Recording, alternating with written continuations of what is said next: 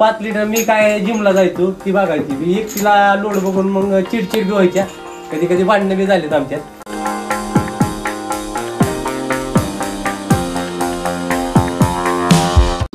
सिमेज भरल्यावर सक्सेस व्हायचीच नाही. तारीख पे तारीख कॅलेंडर भरायला लागली माझी तारीख मांडून. जाऊन दे एक लकी ड्रॉच खेळू म्हणलं गैबर आपले देवासारखं तिला सांभाळू आपण. आणि आता ही लोन केलेलं 1 लाखाचं लोन करून तिने एक आपल्याला 40,000 वासरू दिले आणि वैयक्तिक ती गाय आता गाभण आहे म्हणजे माझं 1 लाख फेडलेत तिने.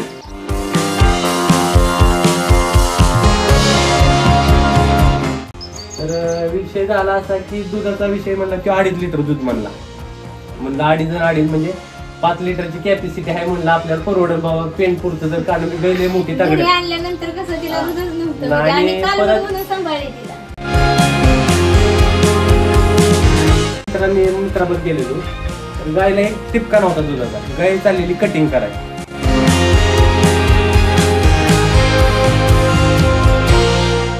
बस 2-3 शिव्या खाल्ल्या घरच्यांच्या गाय अशीच आणली बारकीच आणली दूध किती देणार आहे.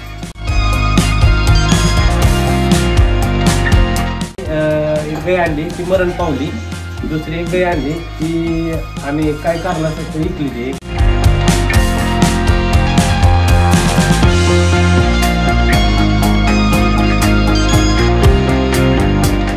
शेतकरी मित्रांनो नमस्कार. शेतकरी मित्रांनो आज यशोगाथा या कार्यक्रमात आपण आलोय फलटण परिसरामधील गोखळी या गावामध्ये आणि जगदीश दादा आणि राधाताई हे अतिशय चांगल्या प्रकारे हा दुग्ध व्यवसाय करत आहेत. 5च गाय आहेत पण 5 गायीतून त्यांनी कसं कुटुंबाचा उदरनिर्वाह करत आहेत आणि या 5 गायी घेत असताना प्रत्येक गायीची संघर्षाची कहाणी तुम्हाला यांच्या यशोगाथेतून समजून येणार आहे. तर सुरुवातीला तुमची ओळख करून द्या. मी सौ राधा जगदीश मधने राहणार गोखळी तालुका फलटण जिल्हा सातारा. तर राधाजी म्हणजे हा व्यवसाय तुम्हाला का करावासा वाटला? कारण की तो म्हणजे एकट्याच ह्याच्यावरती काय होत नाही. म्हणजे मला कसं गायांचा अनुभव होता लग्नाच्या अगोदरपासून. बर. म्हणून म्हणलं आपलं गायांचा व्यवसाय करून पाहावं. म्हणून स्टार्टिंगला आम्ही पहिल्यांदा एक कालवड घेतली. ती कालवड घेतली ती विकली बर स्टार्टिंगला. परत नंतर एक गाय घेतली दुधाची गाय घेतल्यानंतर तिला कसं म्हणजे असं अटॅक का काय आला म्हणजे आम्हाला त्या टायमिंगला एवढा अनुभव नव्हता.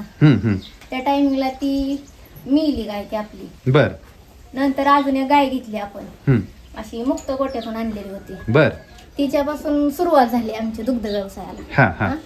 स्टार्टिंगला मग तिचा सांभाळ केल्यानंतर काही कारण आल्यामुळे ती विकली गेली. बर. ती विकल्यानंतर मग आम्ही नंतर दुसऱ्या 2 गाय आणल्या. मग तिथून जी आमची दुग्ध व्यवसायाची म्हणजे आवड निर्माण झाली. कसं म्हणजे आमचं चलन चालू झालं तिथून. म्हणजे असं आम्हाला कसं नफा वाटायला लागला त्यातून. मग तिथून पुढे मग आम्ही गायांचा व्यवसाय चालू केला. मग तिथून दोघींपासून सुरुवात झाली.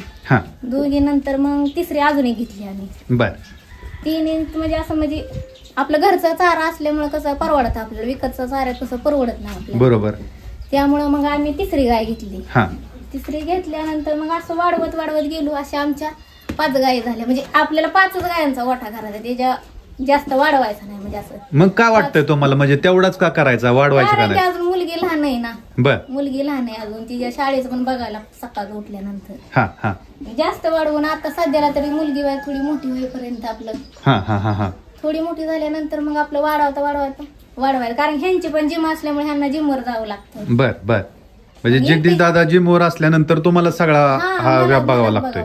बर बर. पण आता कष्टाचं स्वरूप कसं वाटतंय कारण महिला म्हटलं आता तुम्ही एकट्याच हा 5 गाय सांभाळत आहे. तर मग कसं कष्टाचं स्वरूप वाटतंय कारण हा जड व्यवसाय आहे.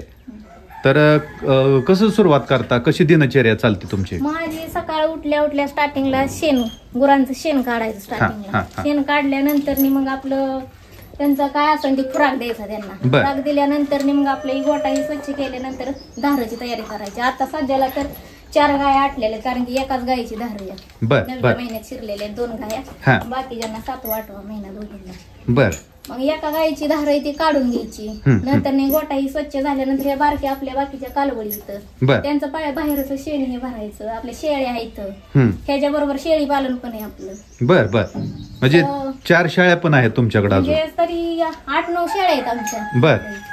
ह्याच्या सोबत ती पण आपला व्यवसाय आहे ना शेळी पालनाचा. त्यांचं पण बघावं लागतं ना. बरोबर. 7 वाजल्यापासून ती 9 वाजेपर्यंत 2 तासात आपलं उरकते सगळं काम. हो. बर. आणि कसं वाटतंय आता दुधाला दर कमी आहे तर म्हणजे कमी दुधाच्या दरात तुम्हाला कसं वाटतोय हा व्यवसाय? परवडतोय तरी बी नाही पेक्षा फक्त घरचा फरक पाहिजे म्हणजे घरचा चारा पाहिजे. विकतच्या चाऱ्यात नाही परवडत आपल्याला. हा मग आता घरचा काय काय चारा आहे आपल्याकडे? आता घरचं आपलं काय ही निपियर आहे फक्त आणि आपलं कसं वाडं विकतच घ्यावं लागतं. बर. आता सध्याला कसं रानातलं चारा संपलेला आहे आपला. हा हा. त्याच्यामुळे विकतचं थोडंफार वाडं घ्यावं लागतं आता. बर. दुसरं नाही काय मका आहे अजून मका काय चालू झाली नाही आपली. हा हा. आणि आता ही सुरुवात कशी झाली व्यवसायाला म्हणजे गाय कशी निवडल्या तुम्ही? गाय म्हणजे आमच्या मिस्टरांनीच गाय आणलेल्या आहेत हा. कशा निवडल्या काय मला काय थोडाफार अनुभव यातला नव्हता. माझी मिसेस राधा आणि राधाचं सहकार्य मला जास्त लाभलंय कारण माझं क्षेत्र बॉडी बिल्डिंगचं. मी कधी कधी शेण उचललं नाही कामच केलं नाही त्यामुळे मला काय यातलं माहित नव्हतं की तिने मला एक आवड निर्माण केली की म्हणजे मी तुम्हाला साथ देऊ शकते कारण माझी स्वतःची 1 लाख फिटनेस गोकुळी गावात जिम आहे आणि वैयक्तिक मी जॉबला दे फलटणला. मला दोन्ही बघून ही शक्य नाही ना मग तिला म्हणलं बाबा आपण टार्गेट करूया की तुझे मला बी चलन दिसायला लागलं दुधात कारण पहिली गाय आणली आम्ही एक गाय आणली ती मरण पावली. दुसरी एक गाय आणली ती आम्ही काय कारणासाठी विकली ती 1,06,000ला गाय गेली. मग तिथनं आमची अशी संघर्ष झाला की 1 लाख झाल्यावर तेव्हा लॉकडाऊन नंतर आमची सुरुवात दुधाला दर तेव्हा 38 रुपये होता. 38 रुपये दुधाला दर असल्यामुळे मग ते एक बाजारात गेलो आणि काष्टीच्या बाजारात ती 2 नंबरची गाय आहे ना ती सुरुवातीला आणली. अनुभव काहीच नव्हता. एक जण जोडीदार होता आमचे नाना म्हणून नाना पाटोळे म्हणून त्यांना घेऊन गेलो. बस वडिलांना बी त्यातला अनुभव वाईच कमी होता गुरांचा. आणली गाय बस 2-3 शिव्या खाल्ल्या घरच्यांच्या गाय अशीच आणली बारकीच आणली दूध किती देणार आहे. मग त्यातनं सुरुवात झाली ती आणली परत ती जी सुरुवात केली की मग एका गायीवर शांत बसू वाटा नाही कारण कमी दूध निघायला लागलं काय 6-6 लिटर दूध द्यायला लागले म्हणून मग परत बारामतीच्या बाजारात गेलो 85,000ची दुसरी गाय एक आणली. 2 गायाचं टार्गेट झालं. मग आता युट्यूबला आवड झाली निर्माण की गाया दूध वाढा 38 दूध म्हणजे मला 10 दिवसाला 10,000 ते 12,000 पगार यायला लागला. मग चलन वाढलं ना म्हणलं आयला 10 दिवसात 1 नंबर आहे घरचा चारा होता तेव्हा मग प्रॉफिट मध्ये होतो तुम्ही. त्यामुळे राधाला म्हणलं आणि ह्यांना काय सांगतच नव्हतं मला जिमचं पैसे यायचं वैयक्तिक पगार यायचं त्यामुळे मी माझ्या खिशातलं पैसे करून मी बाजारात जाईल. मग हे 3 नंबरची काळी गाय ना आपली मी शिर्डी साईबाबाला गेलेलो आणि तिथं बाजार पाहिला मी तर एका साईडला गाय बांधलेली ही गाय बांधलेली तर त्या गायने असं झालं की माझ्या मित्राबरोबर गेलेलो तर गायला एक टिपका नव्हता दुधाचा. गाय चाललेली कटिंग कराय कापाय चालवलेली गाय गायची ताकद एवढी होती मोठी आता बी ताकद आहे भरपूर. गाय खाली पिली कापाय चाललेली ते माणूस म्हणला गाय घ्यायची का म्हणलं तिला म्हणलं दूध किती आहे. आता आपल्याला विचार काय दुधाचा आपल्याला पडलेला तेव्हा काय विषय मांडला नव्हता आपण. तर विषय झाला असा की दुधाचा विषय म्हणला तो 2.5 लिटर दूध म्हणला. म्हणलं 2.5 म्हणजे 5 लिटरची कॅपॅसिटी आहे म्हणलं आपल्याला परवडन बाबा पेन पुरतं जर कारण मी गैले मोठी तगडी आणल्यानंतर कसं तिला दूधच नव्हतं सांभाळले तिला. मग घरी आलो आम्ही तिला गाय आलो तर घरची म्हणली की ओळू कशाला आणलाय दारात असं संघर्ष झाला. म्हणजे आता काय दोन गोष्टी शिव्या खाल्ल्या आणि परत माणसं हसायला लागली आम्हाला गाय आणली कशाला आणली हिला सांभाळणार किती दिवस. आणि या गायला डॉक्टर काय झालं फॉस्फरसचा प्रॉब्लेम होता तो कोणाला समजलाच नाही. मग एक डॉक्टर होता पंकज पालवे म्हणून त्यांनी आम्हाला सहकार्य केलं आणि 6 महिन्यात गाय लावून दिली मला. आणि त्या गायची आता एक तिला एक वासरू दिले आणि एक गाय ती 25 लिटर दूध पिळते आता गाय 25 ते 30 लिटर दूध गायने दिले ना. त्यामुळे तिथनं सुरुवात झाली की परत एक गाय होती ती अशीच आणलेली 30,000ला भेटलेली ती विकून मग ही 4 नंबरची आणली. आणि आता ही लोन केलेली 1 लाखाचं 1 लाखाचं लोन करून तिने एक आपल्याला 40,000चं वासरू दिले आणि वैयक्तिक ती गाय आता गाभण आहे म्हणजे माझं 1 लाख फेडलेत तिने. मी आता 0 म्हणजे ह्याच्यात आहे मी मला ह्या गायने बी सहकार्य केलं 20-22 लिटर दूध दिलं 80,000ची गाय अशी आमची सुरुवात झाली. बर बर.